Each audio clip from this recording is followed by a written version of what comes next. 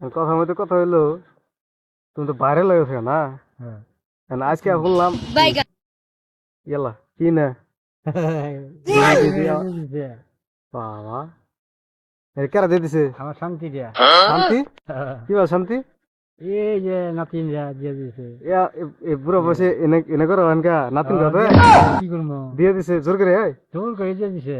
কোনাই রমনের মেয়া, তারপর যে এই যে মুকুলের মেয়া, আল্লাহ, নিবিলের মেয়া, এই যে দিয়ে দিছে।